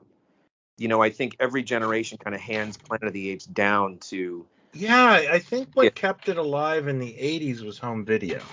yeah, That it really did, that kept it alive, and Apes Week and packaging those TV movies for syndication. And then, of course, parody, like, the Apes ended up in Spaceballs, and I'm just trying to think what else. But yeah, well, it became part of our pop culture. yeah. I think Roddy McDowall being a fixture for years after, and everybody, I think it became the thing he was most known for, really. And by the way, Thun the Lion Man, I believe, is Alice the Butcher. Or Oh, Sam the Butcher from Sam the Butcher. Yes, yeah, I know Sam. exactly who it. Liquid Plumber. But I think he did. I think he did the Thing in a cartoon as well. I could be wrong. I think you're Or the alternate Fred Flintstone did Thing in a cartoon. no, there was a Flintstones and Thing series though, which must have made Jack Kirby like homicidal. Making me homicidal just Yeah, thinking. yeah, I mean, but Jack Kirby actually thought he was the Thing. And he identified with Ben Grimm, so that must have been like heartbreaking. But it's weird when I think about this now that like from the mid 70s until 2001 or whatever it was that Burton did. I mean, wasn't there talk in the 90s or like there was, oh yeah, you know what, wasn't there talk was, of I'd say in the Schwarzenegger early doing 90s, yeah, there was a James Cameron. No, but wasn't Schwarzenegger going to do like a big budget thing with? Yeah. He was going to be the astronaut and whatever. But that was what, early 90s maybe? Yeah, Or something? I actually had a book, and I think I bought it around the time the Burton Apes film came out. But what it was talking about was all the weird remakes leading up to that. I like stuff like that. I like abandoned projects. And There's a book called The Greatest Sci-Fi Movies Never Made that came 20 years ago, and it's got all it talks about Avatar in that, and that Cameron will never get to make these, and it's too elaborate and blah blah blah. But it's filled with all those things that we heard about for so long that never got made. But so was it Cameron that was going to do it? There was a script, and you're gonna have to, where humans were dying due to a disease, and I think the disease was coming from prehistoric times, and this is all just being pulled right out of my my rear end. And he wasn't going to be an astronaut. Schwarzenegger was going to be a time traveler. Then he was going to go back to when apes ruled Earth. It sounded weird. It sounded really, overly complicated. Because wasn't I mean, Schwarzenegger's there was a time there after Terminator 2, I think, and when Last Last Action Hero did well, but it's sort of like, okay, what's he going to do next? Where his name started being associated with all these sort of iconic, like there was always talk of another Conan, like a King Conan thing. There was talk of an Omega Man remake, I think, where he was gonna be the guy. Wasn't that? Yeah, there was an I Am Legend with him as well, I believe. Planet of the Apes. Planet of the Apes was the one though that he was attached to for a while. He was also attached to Sergeant Rock for much Sergeant of the. Rock was another one, which made no sense. Like, but you can't have a Germanic Sergeant Rock. It would have been so. Some of these things you just go, why couldn't, like, whatever this Planet of the Apes thing was going to be, if Schwarzenegger at that time would have been in it, it would have been insane. It would have been Well, that's the thing though, is there's only so many hours in the day. Yeah. And does he make a Total Recall, or does he make a Planet of the Apes, or does he make the film we talk about every week, Junior? End of Day. Yeah. End of Days. Eraser. Like, he's doing these other things. You're going, why can't you guys just get the Apes thing going? Nobody's doing anything with it. People would go mental if he showed up and was, running from apes, or there was some, fighting big ape people or something. Like, that would have been crazy. He became Mr. Science Fiction for a while, for sure. Yeah. Although I do think that The Last Action Hero really was like a stick in his spokes, so to speak. It's a weird movie. I revisited it like Can't 20 years it. later, kind of thing, and it's weird.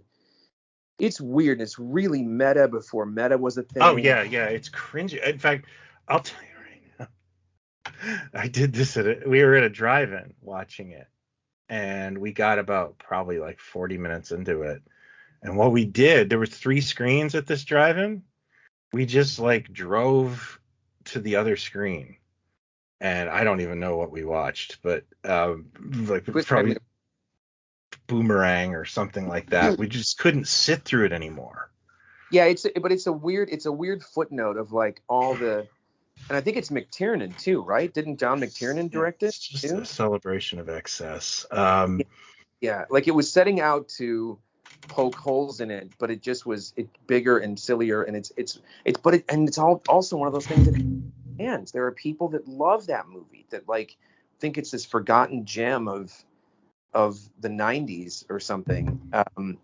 But like we were talking the other day when we did the movie poster episode, and I brought up Nothing But Trouble, and that is a movie people really like. It was a horrible, terrible flop at the time, but now people are starting to say it's insane, it's fantastic. Yeah, it's that weird line between something that's cult that has a quality to it that the masses didn't quite get at the time, that word of mouth builds, and then something that you're attracted to just because it's so bonkers. It's so bonkers, yeah. Like you ever see Cloud Atlas? Have you ever seen Cloud Atlas? No, I couldn't sit through that. No. But it's one of those things that is so. There are moments you're going, what did you just do? That when I was finished it, I went, I have to admire the gumption that went ahead with some of these ideas and thought, this shouldn't be a problem. This will be. They don't give Oscars for gumption, Jason. No, they don't. They certainly don't. I know that for sure. Okay, so we're talking about it, and then the Burton thing. Now, my understanding of the Burton thing was he wasn't that keen. There was something else that he had lined up that either fell through. He was not. Yeah, I think he was a last minute replacement. Like a lot of people, whenever you wade into this conversation about this film, some people are very dismissive about it, and I understand. I think the defenders will always come and say, wasn't his film, and it was already cast, meaning that Wahlberg was already the star. Fucking Wahlberg, man. I always forget he's in it, because I try to just think about the Apes, because it's Rick Baker, right? Didn't Rick Baker do the? I mean, it's the ape stuff is fantastic. It still looks really good. The Giamatti as the orangutan, and And I think about, but no, just an aesthetic, just the look of it. No. I'm just saying, look, I'm not a big Paul Giamatti fan. But I So mean, when you have to look at the thing. Like the score is great. The opening credits are fantastic. That theme that Elfman does is great. They look great. It never doesn't look like it's shot like on a studio lot. It never felt like it was shot on a location to me. It does suffer for a little bit from fake jungle syndrome. Yeah. Fake jungle cinema. It doesn't have that sort of scope. But I remember getting excited for it because I thought, well, this is going to be weird. It's going to be a Burton version of what this world is, and it's probably the least Burton-y thing that he ever did because it's pretty like anybody could have sort of done this. There's nothing really Tim Burton about the movie, which I think kind of says everything. Whether you like him or not, it wasn't a good fit. But I remember Tim Roth turned down the Snape role in the Harry Potter films. Ooh. To do this. He had to choose between Snape and the general dude in Planet of the Apes, thinking that this was going to be probably a bigger, longer franchise. And well, the rest is history. But that would have been a weird alternate universe that Alan Rickman wouldn't have been Professor Snape, and it would have been Tim Roth, which was wow. weird. I did not know that. Yeah. Wow. Yeah. I put it on occasionally because it's like always on demand, and there's things to it I really like and admire. It looks great. And Carrie, who's the guy? Carrie. Oh yeah, I know who you're talking about. Oh, he was in a Bond film. He was in The Man in the High Castle. I can never think of. He was in The Phantom. He's got such a. He's Kabai Sang in The Phantom. You know? He's such a great look, and he's like the royal, the princess is like, Yeah, he's great. He's got the big white streak. Yeah. Oh, great. And then Michael Clark Duncan, I think, is in it. The late Michael Clark Duncan. Yeah. Do you know he had to be brought to the hospital in full makeup because he hurt his leg? No. Yeah. I would have killed to have been there. Yeah. But it's got you can't tell if it's like it does that thing that I think that second Abrams Star Trek, it's like it's going along at a certain clip and you're going, well, this is kind of interesting. I mean, if you can ignore the Wahlberg always out of breath and always delivering the same line reading and everything, but then it just starts to go like, are you sort of remaking the original film? Is it a remake? Is it a reimagining? Is it doing something different? And I still don't think I've fully understood the ending of the movie. Because that was one of those early, internet debates of, no, you got it wrong. It's a really cool ending. Here's what it is. And I never fully understood because that's a complete ripoff of, or a nod to the original film. It's actually a nod to the original book. So that was it. I mean, spoilers at this point, if anybody hasn't seen. Has anyone read Monkey Planet? Yes, read Monkey Planet. Or seen the Tim Burton like the film. Original book, what it is these people are in a spaceship, a solar sailor. So like they've got solar sails and and they find this package and it's got a book in it and it's the story of the character that we would know as Taylor. I don't think his name is Taylor. I think it's a French name. And it talks about, he goes to this planet. It's Planet of Apes. He escaped, I won't get into the whole thing, but there's elements of the movies. He goes home, and as he lands his ship, he's greeted by apes. And the people reading the book, you're revealed, and this is, the O. Henry twist, they're apes. And they're going, what a silly book, And so it really is going right back to the Boole ending. But isn't it? But it's a time thing, right? Wahlberg goes back at the end. He's trying to get home. He comes back to a planet that there's a statue. He comes back to Earth, but instead of the Lincoln Memorial, it's the Tim Roth. It's the Tim Roth. I don't. I don't know if that's just trying to be, got you with a twist ending, or if it's. If there's a deeper meaning to that. I've never really I haven't seen it. But I remember that when it starts, it is kind of a mystery. It start with like they find something or there's a total time warp thing in there. The time warp thing kind of reminds me of that Lost in Space movie too. Remember they kind of play with time in that? Yeah, with the kid. Yeah. I don't know. And to be honest with you, I like it was produced also at a time when they were making stuff like that, the Roland Emmerich type films. Yeah. So, I don't know how much we were supposed to read into that. I do find this funny though. I swear to God, all that merchandise for the movie, which kids didn't want, I don't think collectors really wanted. I swear to God, it got like express shipped to every antique mall that I go to. Like Still sitting around. Yeah, it was yeah. a terrible toy line. Like the choices made and the kind. I forget who was it. Hasbro that did it. Was it Hasbro did it, and they did. They used those G.I. Joe Hall of Fame bodies for the 12 inches. There's a 12 inches, but then the actual figures themselves were a weird size. Weird. Yeah, they were weird sized, and they were like. I really liked Wahlberg's astronaut uniform. And the figure of Wahlberg has got him like posed with his gun out. Yeah. And it's sort of like, what is this for a kid? Is this for a collector? I don't know who this is for. Like it was a weird toy line. Yeah, and they did. I think they did the little chimp with the ship. They made a figure of him. Simios. Yeah.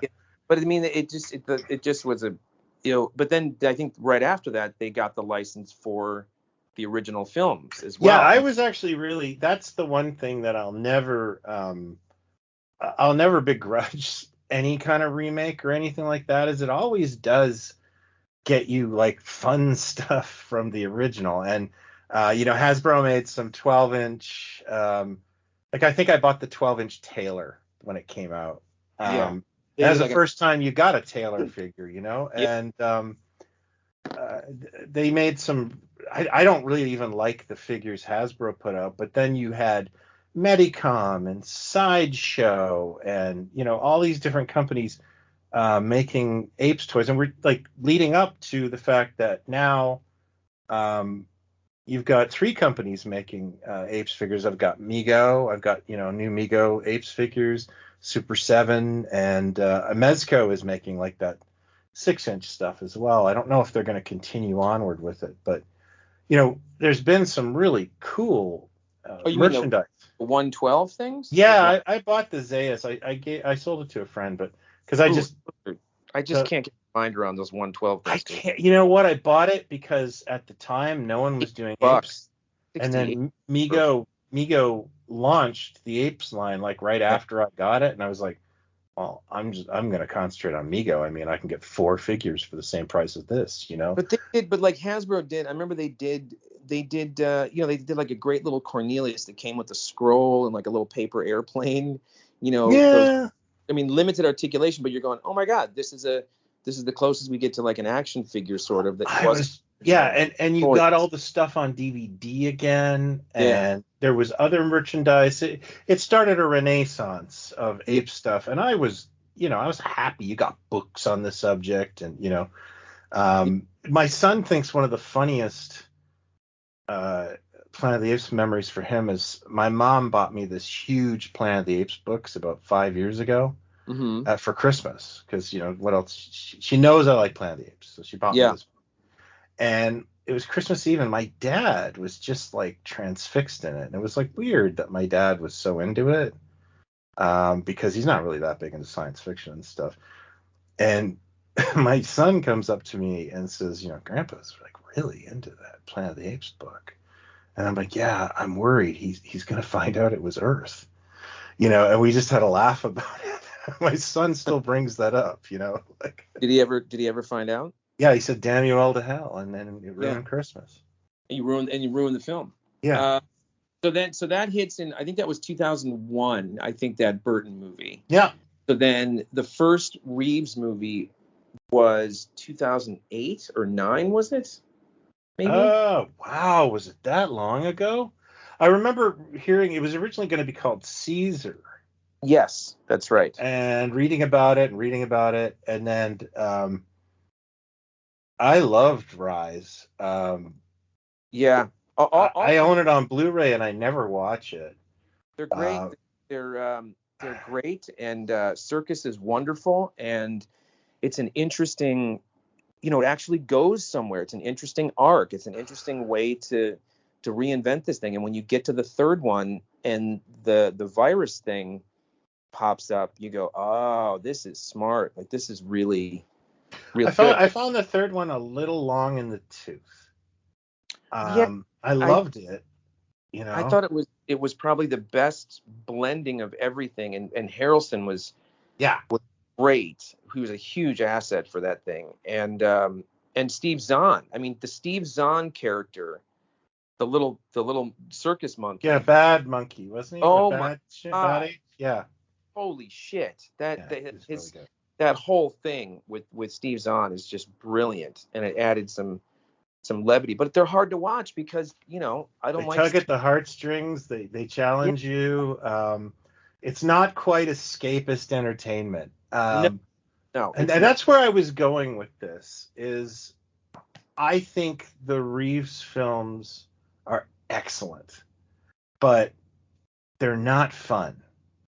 No, And we are dealing with a subject called Planet of the Apes, and but I there, mean, it isn't. But isn't the argument that the first one isn't fun? The original. no, but it's really interesting, and you'll never get that back. No, but I'm saying it. I think that the fun of them, it became more pulpy and comic booky as it went along, and then there's our perception of it and the toys and everything, and you just go, it should be more sort of PG, actiony or fun. That's why the Schwarzenegger thing is like an idea. You go, oh, that's where it could go, or Mhm. back. But these are very serious, and it feels like he was trying to honor some of the original intent of the story or something. But it's not. They're not action adventure films. They're not even quite that. You know what I mean? They have elements of action. Um, they have great moments, but they're not, like you say, they're not fun.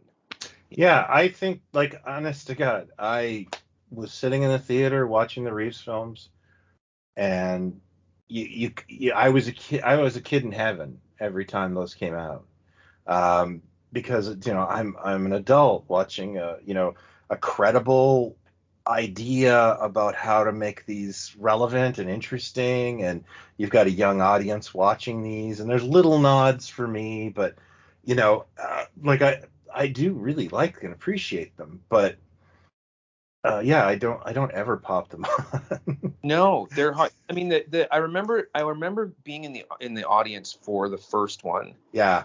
and it's hard to be surprised by moments in movie, or maybe you occasionally get a real shock or a real goosebumps from a moment or something. But when they're on the bridge and suddenly they're on horseback, and nobody saw that coming, like suddenly the apes are riding horses, and you're like, oh, the nod to the original film. It was just that whole sequence was like, I remember the crowd just going crazy when Yeah, yeah, yeah. just And going. the Icarus going missing, and the Woody Harrelson's platoon was the Alpha Omega Squadron or something like that. Oh, that's right. Yeah, Yeah, they had all kinds of fun little things in there. yeah. But He was and called I Caesar. Yeah, with yeah, the Caesar name. Yeah, because Caesar was the name that they gave to Milo. Milo. Right. Yeah. That's But you couldn't make a film now saying all the dogs and cats in the world are dead and we got monkeys. right. Right. Even with all the weed in the world, Yeah. as much as there was in the 70s, there's a lot more now, and still couldn't get away with it. But so you're hearing it might be a Disney Plus thing, like a series? Yeah, I don't know. I read the article, and I read about 700 articles a day, but somebody asked me my opinion and I just went, I'm in. sounds interesting. And I just remember when Caesar was announced, one of the commenters on one social media platform that I knew said, this will not work unless it's practical makeup and all of the apes have British accents. This is what this guy said. Wow, that's pretty specific. And I was like, I think you're overestimating the public here. Like, Yeah. I think they'll be fine with CGI apes and, no British accents. Why do you want them all in British accents? Oh, because of Roddy McDowall, I guess. But it was sort of like this really specific thing. And of course, 3 movies later, obviously, the public was totally fine with all of it, and I was too. I guess I was kind of hoping there would be an installment where they kind of got to the clothes and the city but you know what? Whatever. Maybe it will someday, You mean that they're walking around like with technology and stuff? Because I just mean like where it's closer to what I consider Planet of the Apes.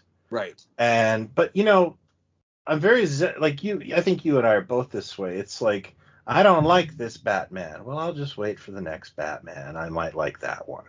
Right. And then that might be because we're Doctor Who fans, and we know if we just wait around long enough, things change. Yeah, I think for me, it's. I think I'm so that it's like we come from a time that like we were just happy to have stuff. Yeah. I mean, like, if we and our next episode, we're going to do the Batman stuff, and I really want to talk about that. If we got the Shadow, if we got the Phantom, if we got whatever, I had a Condor Man poster in my room. We went multiple times and we like bought the magazine and whatever, because it was like there was so little of it about. There was so little franchise stuff that when something does hit, and if they get it 75% right, or however much they get right, you go, oh yeah, I enjoyed that. That was great. Do I love it as much as this one over here? No, but I'm happy that we'll get another one. Maybe the next one I'll like more, or whatever. I'm happy that my choices aren't on Golden Pond, and like remember that, like like they would just all be dramas. Yeah, there just wasn't. I mean, everybody was trying, like after Batman in '89, everybody was trying to get another comic book type thing going, and we would go to all of them because it was a genre thing. If not, there was less sci-fi coming out and more fantasy or genre type things, and we kept wanting something to blow our minds. Absolutely. Happy to get it. So it's. I mean, it's just it's gonna be an evergreen. Like Planet of the Apes is always going to be around, and it's always. I'm very excited for the future because I know that Disney didn't buy it and just to do nothing with it. And I'm really hopeful that they do something interesting with it. Yeah. It is part of our pop culture zeitgeist. It is. I mean, it's just so everybody knows it. Yeah. Oh, geez. I'll tell you who know it the best. My kids. They've had to look at it all their lives. Yes. They're a support group for kids that have had to look at Planet of the Apes their whole life. Oh, yeah. Of course. But, I mean, as a thing, I think everybody kind of gets to the first film, at least, or kind of references the first film or knows the first film. Well, look at The Simpsons. Look at how much they've... Like, if people don't know the first film, I think they know they even know the climax, even if they haven't seen it. They know that iconic thing. It's so ingrained into movie history, that ending, that everybody kind of knows what the term means. And if you put up a picture of Dr. Zaius on Facebook today, within 10 minutes, somebody is going to go, Dr. Zaius, Dr. Zaius. Probably. I guarantee you. Guarantee you. Well, now we might as well talk about Dana Gould's brilliant Hanging with Dr. Z. Never heard of it.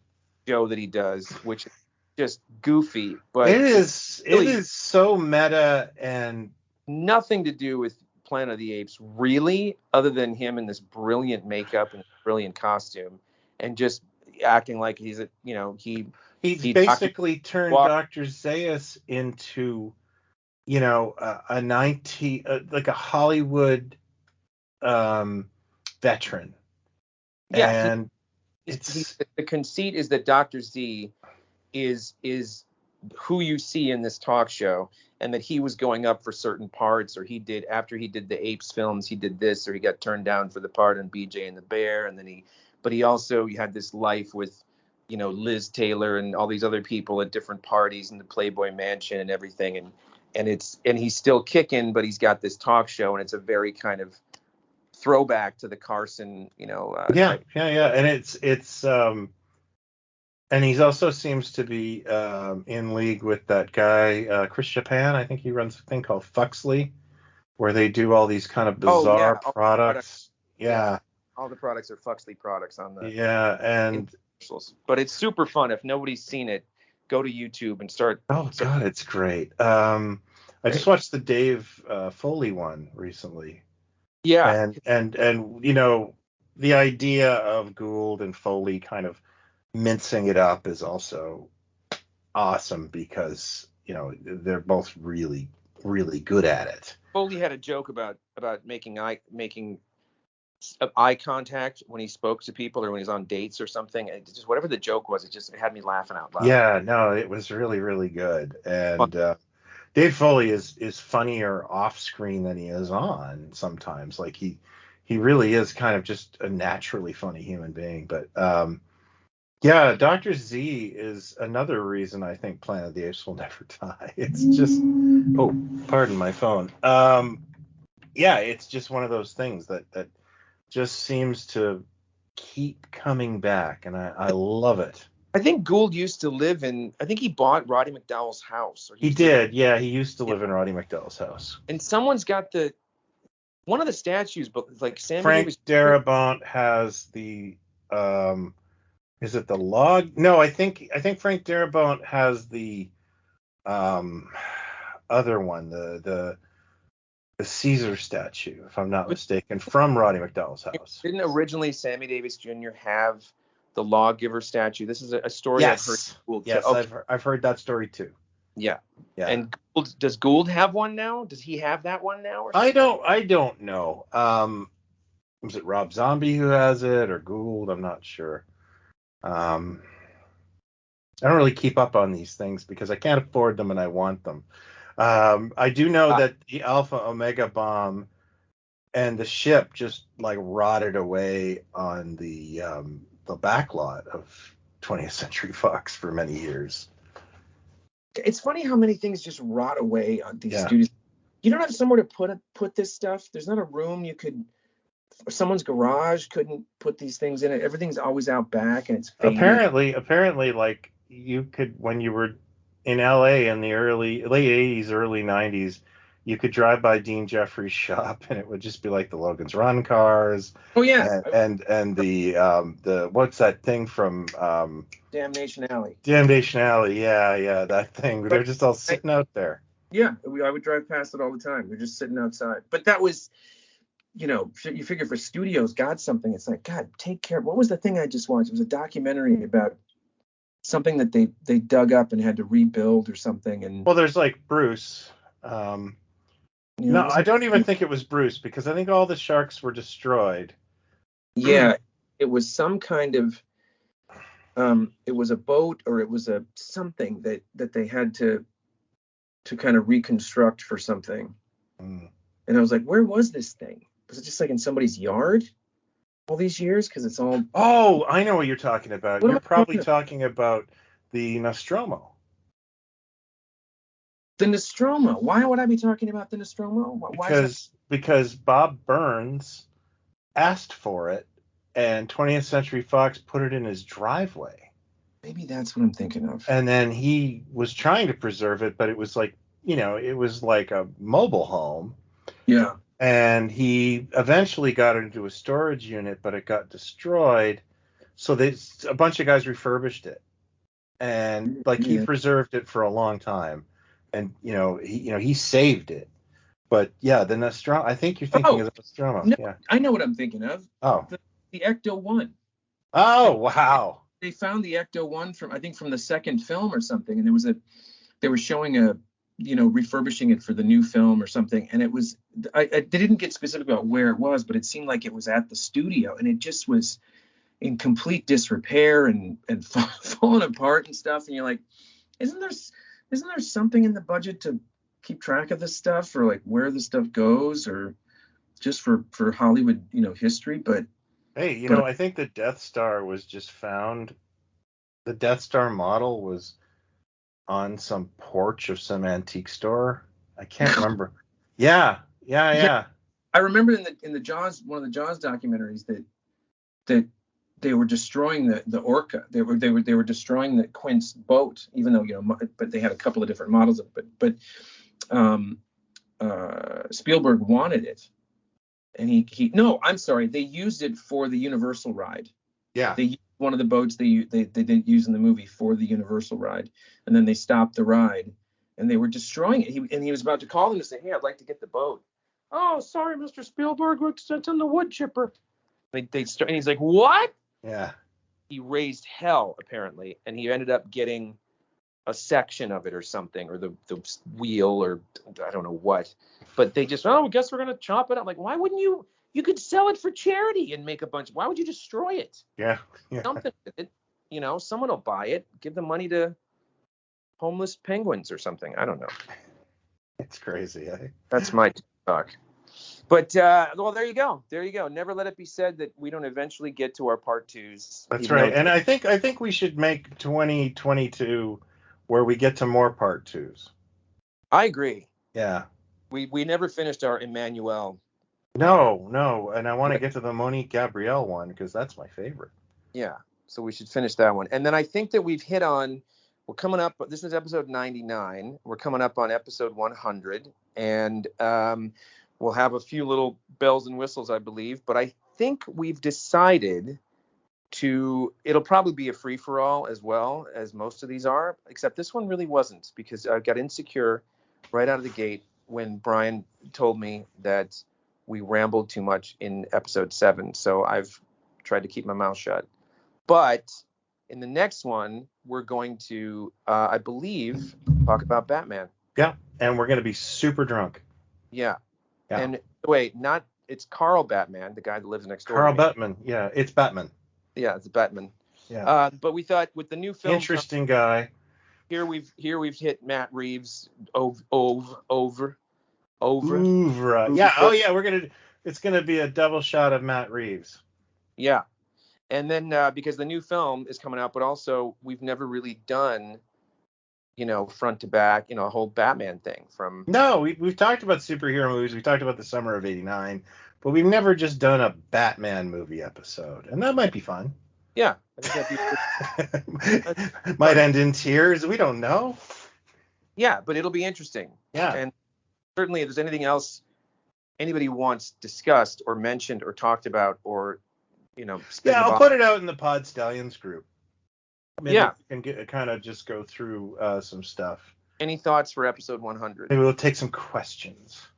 There you go. Reader questions. Viewer mail. What are you and Jason's social insurance numbers and PIN codes? Oh, that's easy. Yeah, that's 4. No. 1, 2, 3, 4. Well, there you go. That was a juicy one. Hope you all enjoyed it. Please don't describe it like that. I know I did. Yeah. I learned something as well. I did too. I learned that I have to really pee. There you go. Yeah. That's when we know the episode's over. Yeah, that's exactly what unless it's really good, and then I just turn the mic off and find a bottle. But, Hear the bell. All right. Thanks, everybody. Thanks, everybody, and see you next couple weeks. All right. Take care.